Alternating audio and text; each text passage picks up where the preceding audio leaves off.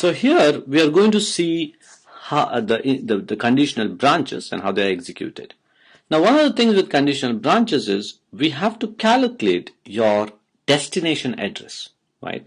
So for example, if you say branch not equal R1 R2 label, then that label has to translate into a destination address that you can jump to. So here we'll see how we can calculate this address, the branch destination address. Now to specify a branch destination address, we will use a register, just as we have load word and store word, that we can add the 16-bit offset to. So we have the 16-bit offset specified in the branch address, right? We have branch not equal R1, R2 label. Now that label is a 16-bit offset which we want to add to a register.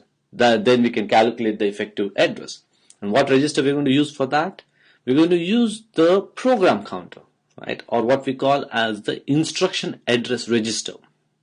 People call it as IAR, some people call it as a PC. PC is a program counter which generally stores the instruction that needs to be executed next. So its use is automatic and it's implied by the instruction. And PC is always updated as PC plus 4. Why 4? Because every instruction is 32 bits or 4 bytes. So every time you are adding 4 to the program counter to fetch the next instruction to be executed. The branch instruction creates a change in the control flow. That is, the branch, if the branch hits, then you have to go to the branch destination address. If the branch does not match, then you go to the next instruction. So by default, the next instruction is PC plus 4. So every time you come to the branch, it's almost as you come to a fork in your road, right? So either you take the left or the right. Left is you take PC plus 4. The right is you take the label. The label is specified in the instruction. And if the branch target meets that, then you're supposed to take that particular instruction. Of course, branches create a lot of issues because it changes the control flow, and there are repercussions that we have to pay because of the branch instructions.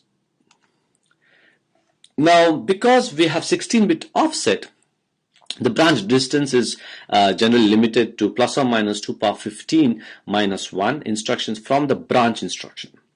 Now, so you can take the branch above or you can take the branch below. So both can be positive or negative. But most often branches are local. Why?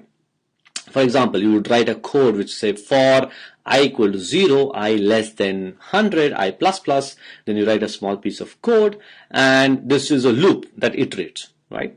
So in this loop, you will have probably 10, 15 instructions, and then after those 15 instructions, you will jump back to the beginning of the loop, test the condition, and continue. So most often the branch target is limited to this distance, right? To plus or minus 2 power 15 minus 1. So there are small jumps that you may need to do. Now we will see how exactly we can specify. And this is the way the branch destination is calculated in MIPS. So here is the entire flowchart, and we'll start. So we have the 16-bit offset which is specified in the branch instruction. So we take the 16-bit offset and then we sign extend it. Now the reason we sign extend is because we want to add, your program counter is generally 64 bits or 32 bits. In our example, we have 64 bits. So we cannot add 16 bits to 64 bits. We need to have both of them as equal, right? So we sign extend it. Now the way you sign extend any 16-bit offset is you look at the most significant bit. So if the most significant bit is 0, then all the bits are going to be 0 after the 16 bits, right? So all the bits are going to be 0.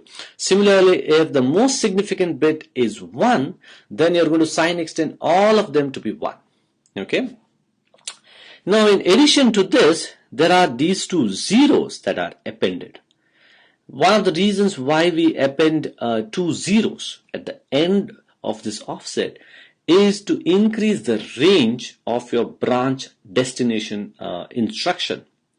By appending two zeros, what are you implying? You are trying to increase the 2 zeros or increase the branch target address. 2 zeros is probably an indication of you multiplying it by 4.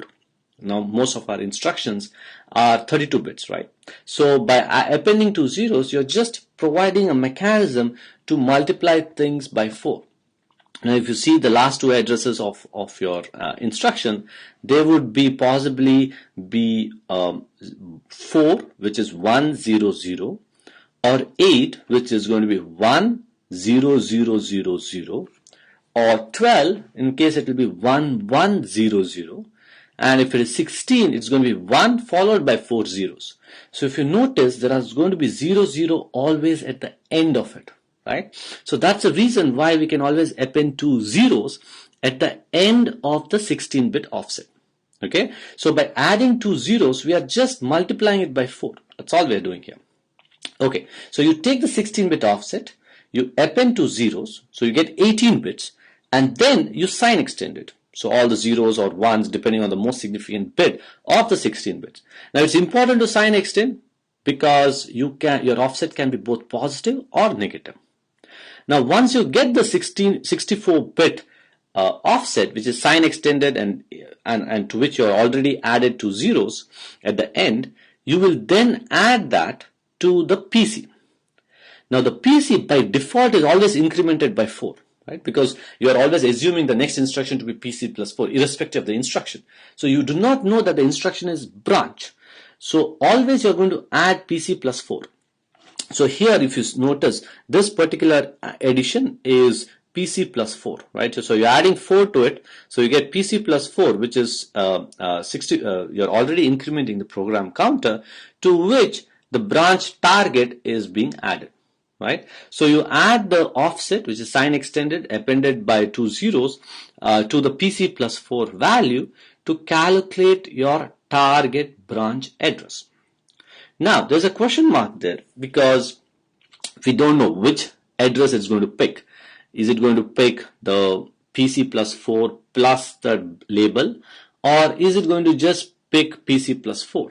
So if it picks PC plus 4, that means the branch did not match, right? Suppose if it's branch equal, R1, R2 label, then R1 and R2 are not equal. That's why it's going to take PC plus 4. If R1 and R2 are equal, then it's going to take PC plus 4 plus the label, which is the target branch instruction. Branches, as I said before, they always create the fork, which creates some difficulty because you do not know the next instruction before the branch is executed, right? So always the branch has to be executed, after which you know whether it is PC plus 4 or it is going to be some other label that you have to take. So we'll see the implementation as we go in a few slides, but this is how the branch is specified. Most of the branch, the register that we will use is the program counter. The program counter is always incremented with PC plus 4, to which this 64-bit offset, which is generated by taking the 16-bit, sign extending it, and appending 2 zeros. Okay. Now you can also have other control flow instructions. So when you look at branches, we consider them as conditional branches, the conditional flow control instructions. There are other unconditional branch instructions, or also known as jump instructions. So when you say jump and a label, you just jump to that particular destination. So you have jump J label. So you go to that to that particular instruction and start executing from there. This is similar to what you would see as a go-to statement, right? When you say go to this particular instruction or label, you just jump there and start executing from there. The instruction format is a J format. So J stands obviously for jump. The format is the opcode followed by a 26-bit address, right? There are no registers in this. So you have the opcode and a 26-bit address which specifies the target branch that you need to, target jump that you need to take to. So the way it works is you take the lower order 26 bits of the jump instruction. You again append 2 zeros. This is identical to what we did before, so that it multiplies by 4. And then you take the top 4 bits of the program counter. So we're not adding the program counter here in jump. We just pull the top 4 bits of the program counter to generate our 64-bit jump target address, and that is updated as your program counter. So in a jump, there is no choice as opposed to a branch, because branch we have choice.